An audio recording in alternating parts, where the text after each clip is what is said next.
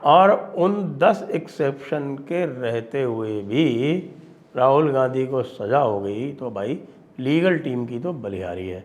वैसे भी हम सब जानते हैं कि राहुल गांधी की चाहे लीगल टीम हो चाहे उनकी पॉलिटिकल टीम हो, जो भी उनको सलाह देती है वो इसी प्रकार की देती है कि भाई ऐसा करो, सुसाइड कर लो, सुसाइड करने से जो है वो बहुत लाभ मिलेगा। अरे भैया, सुसाइड कर लेंगे तो लाभ लेने के लिए बचेगा कौन? इस तरह की बातें सिखाते रहते हैं, पॉलिटिकल सुसाइड करवाते हैं। बार बार इन्होंने ये समझा रखा है राहुल गांधी को कि भाई तुमको तो मोदी के हर कार्य का विरोध करना है, चाहे वो अच्छा हो चाहे वो बुरा हो। अच्छा बुरा कुछ नहीं होता है, ये बिल्कुल ये समझ लीजिए कि ये उस प्रकार से है जिसको हम बोलते हैं कि यह शब्द प्रमाण है। और वो शब्द प्रमाण ये है कि मोदी जो भी कार्य करेगा वो खराब ही होगा, इसलिए जो भी मोदी करे उसको आंख मूंद के विरोध करते जाओ, विरोध करते जाओ, विरोध करते जाओ। कभी ना कभी तो जनता में ये समझ आएगी कि भाई हाँ मोदी बुरा है। उसके बाद मोदी को लगातार बोलते जाओ कि ये करप्ट है, ये करप्ट है, ये करप्ट है। यहाँ करप्शन बता दो, वहाँ करप्शन बता दो, चौथी जगह, पाँचवीं जगह, छठी जगह। ये नहीं सोचते कि जब लगातार 5, 6, 7, 8, 10 बातें झूठ हो जाती हैं तो फिर जनता जो है कहती है कि ये तो आदतन झूठ बोलता है। तो आप देख चुके हैं, आपका पूरा का पूरा राफेल प्रोग्राम झूठ हो चुका है, आपके बहुत सारे और प्रोग्राम जो है वो झूठे साबित हो चुके हैं। तो जनता में आपके इन विशेष करके ये जो आपके नाट्य कार्यक्रम हो रहे हैं, इनमें कोई उनका इनकी विशेष रुचि है नहीं, और ऐसे कोई उनके ऊपर विशेष प्रभाव भी नहीं पड़ता है। अब इस पिटीशन में जो सुप्रीम कोर्ट में दायर हुई है, और इन्होंने कहा है कि भाई इस व्यक्ति ने, जो पूर्णेश मोदी जिसने की पिटीशन डाली थी, उसने कहा कि भाई मैं मोड वणिक समाज का व्यक्ति हूँ और मेरा सरनेम मोदी है। और इन्होंने कर्नाटका में ये कहा कि सारे मोदी चोर होते हैं। अब ये तो स्पष्ट हो गया इससे कि सारे मोदी चोर होते हैं। जब आपने कहा तो जो भी मोदी सरनेम लेके चल रहा है, चाहे वो ओबीसी है चाहे वो जनरल कास्ट है, मोदी सरनेम तो भाई बहुतों में होता है। मोदी सरनेम तो पूरा का पूरा ये जो मोड वणिक समाज जिसको बोलते हैं इसमें भी होता है।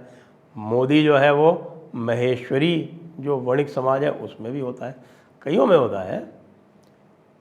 आपके सुशील मोदी जी हैं, मैंने बताया था, सुशील मोदी जी जो है वो भी वैसे वणिक समाज से हैं लेकिन ओबीसी हैं। तो ये तो स्पष्ट है कि जिसका भी मोदी सरनेम होगा वो कहेगा ये क्या बात हुई भाई, आपको नरेंद्र मोदी को कुछ कहना है तो आप कहिए। आपको नरेंद्र मोदी के साथ में कोई इक्के दुक्के और मोदी को आपने लपेटना है तो वो भी कहिए। मेरे विचार से उस समय जब आप कह रहे थे तो आपके मन में, आपके मस्तिष्क में नीरव मोदी का नाम था। नरेंद्र मोदी तो खैर आपके टारगेट पे रहते ही हैं, और हो सकता है ललित मोदी का नाम रहा हो, संभावना है। और इनको लेते हुए आपने टिका दिया। मैंने सुना ललित मोदी ने भी आपको नोटिस दे दिया, और वो तो बड़ा तगड़ा लिटिगेंट है भाई, बहुत तगड़ा लिटिगेंट है। वो तो वर्ल्ड के टॉप लॉयर्स को हायर करता है, उनको मिलियंस ऑफ डॉलर्स की फ़ीस देता है। तो उसने अगर आपको लंदन बुला लिया तो आप समझ लीजिए आपकी हालत तो बहुत ही ज़्यादा ख़राब हो जाएगी वहाँ। वो लंदन जहाँ पे आपको सुना जाता है, क्योंकि वही अकेली जगह है जहाँ लोग आपको सीरियसली सुन लेते हैं, यूएस में सुन लेते हैं, क्योंकि वो सब ऑर्गेनाइज्ड मैनेज्ड इवेंट्स होते हैं। भारत में तो कोई सुनता है नहीं। तो ये कहा कि साहब इसने प्रूव नहीं किया कि इसकी कास्ट मोदी है। पूर्णेश मोदी उसका नाम है। कोई चीज़ें जो है वो स्वयं सिद्ध होती हैं, साफ दिख रहा है। ये कौन ये बात मानेगा? तो सुप्रीम कोर्ट को भी मानने में परेशानी आएगी ये चीज़।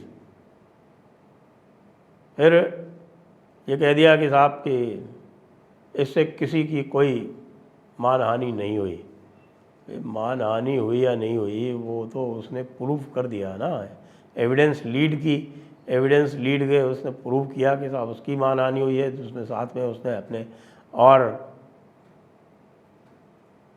जो बयान दूसरों के करवाए, जिनकी नज़रों में, जिनके एस्टिमेट में, जिसको कहते हैं एस्टिमेशन, उस एस्टिमेशन में जिनके एस्टिमेशन में उसकी छवि जो है वो ख़राब हुई, उसके भी बयान हुए वहाँ पर, उनके बयानों के साथ में वो पूरा का पूरा प्रूव हुआ। तो वो तो अपील की बात है ना। अब स्टे ऑन कन्विक्शन तो बड़ा मुश्किल होता है वैसे तो, आजकल जनरली तो मिलता नहीं। अब आपको मिल जाए तो बात अलग है। अब मज़ा तो आएगा। हालांकि बहुत सीधा सा सरल सा पूर्णेश मोदी ने कहा था।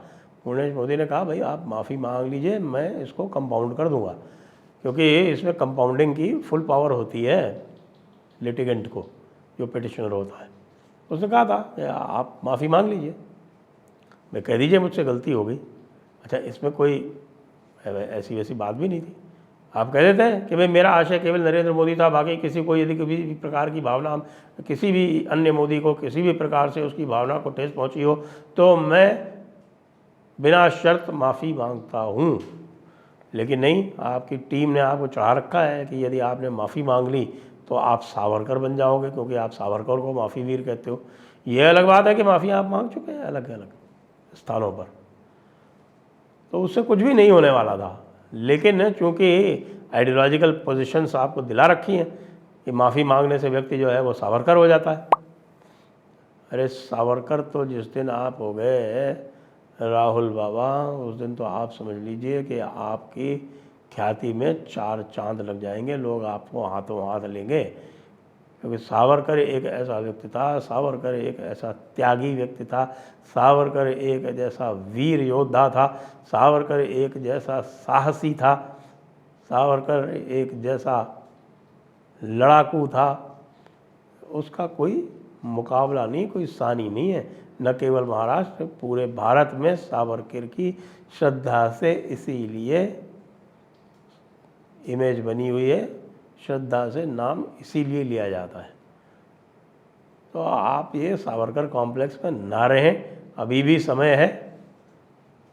इस तरह से सुप्रीम कोर्ट के सामने आप गिड़गिड़ा रहे हैं, उससे तो अच्छा है कि भाई अनकंडीशनल एक माफ़ी मांग लीजिए, कह दीजिए कि हाँ ये जो माफ़ी है ये नरेंद्र मोदी पर अप्लाई नहीं होगी, नरेंद्र मोदी पर अप्लाई नहीं होगी। उसके बाद फिर नरेंद्र मोदी जो है वो चाहे तो आपके ऊपर डेफेमेशन केस करें, आपको लगता है उससे आपको राजनीतिक फ़ायदा होगा।